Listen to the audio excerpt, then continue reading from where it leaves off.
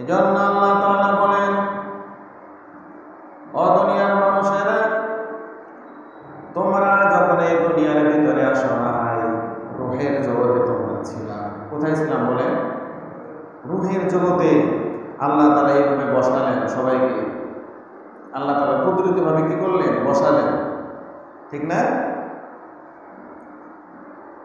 বসানোর পরে আল্লাহ তাআলা আমাদেরকে প্রশ্ন করলেন। রব্বুল আলামিন বলেন, আলাস্তু বিরাব্বিকুম, আমি তোমাদেরকে প্রশ্ন করেছিলাম যে তোমাদের রবকে। আমাদের রবকে বলেন আল্লাহ তাআলা বলেন, আমি বলেছিলাম আলাস্তু বিরাব্বিকুম, আমি কি তোমাদের রব না? আমি কি তোমাদের পালনকারী না? আমি কি তোমাদের সৃষ্টিকারী না? তখন রূহের জগতে আমরা স্বীকারোক্তি দিয়েছিলাম, আল্লাহকে বলেছিলাম আল্লাহ, ক্বালু বালা, হে অবশ্যই আপনি আমাদের রব। এই স্বীকারোক্তি কি করেছি আমরা? দিয়েছি সেখানে। এরপরে আল্লাহ তাআলা রূহের জগৎ থেকে ধারাবাহিকভাবে মা বাবার মাধ্যমে আমাদেরকে দুনিয়ার ভিতরে প্রেরণ করলেন। যখন আমরা দুনিয়ার ভিতরে আসলাম, তখন আমরা জানতাম না আমরা কোথায় আসলাম, কি হবে আমাদের সামনে। কি বলেন? আমরা জানতাম? আল্লাহ তাআলা বলে, এই দুনিয়াতে প্রথম যেদিন তোমরা আগমন করেছো, তোমরা কিছুই জানতা না। কিভাবে তোমরা খাবার খাবা, তোমরা কিভাবে পান করবা, সেটাও তোমরা জানতা না। আমি আল্লাহ তাআলা দুধ পান করার নিয়ম তোমাদেরকে প্রথম দিনে শিখিয়ে দিলাম। সুবহানাল্লাহ। একটা সন্তান যখন দুনিয়াতে আসে, সে কি জানে যে আমি খাবার কিভাবে খাবো? মা কি শিখাইতে পারতো? পারত না। আল্লাহ তাআলা কুদরতিভাবে দুধ পান কিভাবে করতে হয় প্রথম দিনে এই শিক্ষা আল্লাহ তাআলা দিয়ে দিলেন। সুবহানাল্লাহ। এরপর 2 নম্বর আল্লাহ তাআলা কান্না শিক্ষা দিলেন। আর ওই কান্নার ভিতরে আল্লাহ তাআলা এত মায়া মমতা সৃষ্টি করে দিলেন, মা সমস্ত কাজকর্ম ফেলে দিয়ে সন্তান যখন কান্না শুরু করে, সাথে সাথে সন্তানকে কোলের ভিতরে রাখলে দেন। সুবহানাল্লাহ। ঠিক কিনা বলেন? এই যে আল্লাহ তাআলা কান্নার ভিতরে আর মায়ের কলিজার ভিতরে একটা কি দিয়ে দিয়েছেন? সম্পর্ক দিয়ে দিয়েছেন।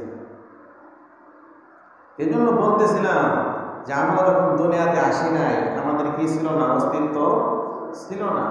কয়েকটা ধাপে আল্লাহ তাআলা মানুষকে সৃষ্টি করেছেন। প্রথম ধাপ হলো, যখন আল্লাহ তাআলা বলেন যে যখন তোমরা দুনিয়াতে প্রথম দিন আসলা, তোমাদেরকে 2টা জিনিস আমি শিক্ষা দিলাম। 1 নম্বর, তোমাদেরকে ভাষা শিক্ষা দিলাম। কি এটা? কান্না করা, ঠিক না? এক কান্না দিয়েই গোটা 1 বছর আমার কি প্রয়োজন, মা বাবার এলেমের ভিতরে এটা হাজির হয়ে যায়, ঠিক না? যে এখন কাঁদতেছে, এখন ক্ষুধা লাগছে, মা বোঝে না? এখন কান্না করতেছে, তাকে এখন বলে নিতে হবে, তার কষ্ট হইতেছে। এই যে কান্না আল্লাহ তাআলা শিক্ষা দিলেন। এরপরে শিক্ষা দিলেন দুধ পান কিভাবে করবে, ঠিক কিনা বলেন? এটা কোনো মানুষ, কোনো ডাক্তার, কবিরাজ এটা কি করতে পারে না? শিখাইতে পারে না। এজন্য আল্লাহ তাআলা বলেন, আল্লাহুল্লাযী খালাকাকুম মিন দুআফিন, আমি আল্লাহ তাআলা মানুষদেরকে এক ফোঁটা অপবিত্র বস্তু থেকে তাদেরকে আমি সৃষ্টি করেছি। এই দুনিয়ার ভিতরে তাদের কোনো অস্তিত্ব ছিল না, আমি আল্লাহ তাআলা অস্তিত্ব দান করেছি। আমি আল্লাহ তাআলা দুনিয়ার ভিতরে তাদেরকে প্রেরণ করেছি দুর্বল আকারে। কি আকারে বলেন? যখন আমরা দুনিয়াতে প্রথম দিন এসেছি, আমরা কি খুব শক্তিশালী ছিলাম? যেমনি মা বাবা শুয়ে রাখে, তেমনি আমাদেরকে কি থাকতে হয়? শুয়ে থাকতে হয়। তার মানে শক্তি বেশি ছিল না কম ছিল? একেবারে দুর্বল। দুর্বল করে আল্লাহ তাআলা মানুষকে দুনিয়ার ভিতরে কি করলেন? সৃষ্টি করলেন। এরপর রব্বুল আলামিন বলেন, আল্লাহুল্লাযী খালাকাকুম মিন দুআফিন, দুর্বল করে আমি মানুষদেরকে সৃষ্টি করেছি। এরপরে কিছুদিন যাওয়ার পরে মানুষদেরকে কওয়াতান, আমি যুবক আকারে তার ভিতরে শক্তির ব্যবস্থা করেছি। সুবহানাল্লাহ। যখন যুবক থাকে মানুষ তখন শরীরের ভিতরে কি থাকে? শক্তি থাকে, তখন ফুল শক্তি থাকে, এনার্জি থাকে। তখন আল্লাহ তাআলা বলেন এই যুবক হওয়ার পরে আবার আমি মানুষকে কি দান করি? দুর্বলতা দান করি, তাই না? প্রথমে কথা বুঝতেছেন, প্রথমে যখন আল্লাহ তাআলা দুনিয়াতে পাঠিয়ে দেয় তখন মানুষ কি থাকে? দুর্বল। আবার মাঝখানের যে বয়সটা, মাঝখানে আল্লাহ তাআলা পরিপূর্ণ শক্তি দান করে দেয়, কিন্তু যখন আবার শেষ পর্যায়ে চলে যায় তখন আবার কি হয়ে যায়? শক্তি কমে যায়। শক্তি থাকে তখন। এই যে মাঝখানের যে বয়সটা, আল্লাহ তাআলা বলবেন কিয়ামতের দিন এই যৌবনের হিসাব দিয়ে তুমি জান্নাতের ভিতরে চলে যাও। সুবহানাল্লাহ। যুবক বয়সে তুমি কি করেছো? বৃদ্ধকালে তো তসবিহ হাতে থেকে যায় না, টুপি যায় না, পাঞ্জাবি যায় না, আছে কি নাই? কিন্তু যখন তোমার সব চাহিদা ছিল, গুনার চাহিদা ছিল, টাকার চাহিদা ছিল, ঘর বাড়ির চাহিদা ছিল, তখন তুমি জীবনটা কিভাবে কাটিয়েছো? এটা তো মূল হিসাব, ঠিক না বলেন? যখন সব শেষ, কেউ আমাকে আর ভালো পায় না, তখন মসজিদে এসে আমরা কি হয়ে যায়? হাজির। সবাই না, বেশিরভাগ মানুষ, তাই না? আর তখন এর ভুল ধরে, ওর ভুল ধরে, অমুক ভালো না, তমুক ভালো না, হ্যাঁ? কিন্তু তোমার যখন যুবক তুমি ছিলা, গুনার চাহিদা যখন তোমার ভিতরে ছিল, তোমার ভিতরে যখন রমণীর চাহিদা ছিল, ঘর বাড়ি টাকা পয়সার চাহিদা ছিল, তখন তুমি কিভাবে ইবাদত করেছো? এটার হিসাব আগে দিতে হবে, ঠিক কিনা বলেন?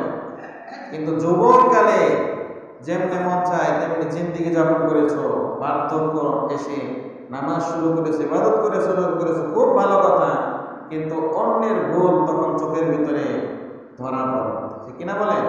কিন্তু তুমি যখন সেই বয়সে ছিলা, তুমি কিভাবে জীবন যাপন করেছো? হিসাব মিলাও, তারপরে ভুল ধরো, ঠিক কিনা বলেন? রাগ করতেছেন আপনারা?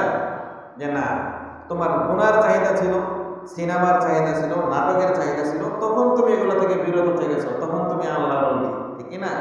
কিন্তু যখন বার্ধক্যের করাল কাছে তুমি বন্দী হয়েছো, তখন টিভি, সিনেমা, কোনো গান, বাদ্যবাজনা, এগুলোর কোনো সামর্থ্য আছে?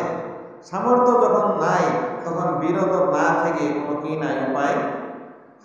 তখন যদি আমরা আল্লাহর ওলি দাবি করি, তাহলে এটা তো মূল হিসাব না। মূল হিসাব হলো যুবক বয়সে তুমি কি করেছো? যুবক বয়সে কি করেছো? তুমি কি গানের কনসার্টে গিয়েছো, নাকি তুমি মসজিদে গিয়েছো যুবক বয়সে? আর যখন আমি কাজ করতে পারি না, কর্ম করতে পারি না, তখন যদি আমি মসজিদে এসে পড়ে থাকি, পরে থাকি, ইবাদত হবে। ইবাদত তখন হবে, কিন্তু মূল হিসাব, প্রথম যে হিসাব দেওয়া লাগবে, এটা কিসের হিসাব বলেন? যুবক বয়সের হিসাব। এজন্য সম্মানিত ভাইরা, কিয়ামতের দিন রাসূল সাল্লাল্লাহু আলাইহি ওয়াসাল্লাম বলেছেন, কিয়ামতের দিন 7 শ্রেণীর মানুষ আল্লাহ তাআলা আরশের নিচে জায়গা পাবে। কয় শ্রেণী বলেন? এমন প্রখর দিন হবে সেদিন, এই যে চৈত্র মাসে সূর্য আমাদের অনেক উপরে থাকে, তারপরেও আমাদের শরীর অস্থির হয়ে যায় গরমের কারণে, ঠিক না? কিন্তু কিয়ামতের দিন 50,000 বছরের দিনটা সূর্য থাকবে মাথা অর্ধ হাত উপরে। গুনাহগারের মগজগুলো হাতের মারের মতো টকবক করতে থাকবে, ঘাম ঝরবে শরীর থেকে, রক্ত মাংসগুলো গলে গলে পড়বে।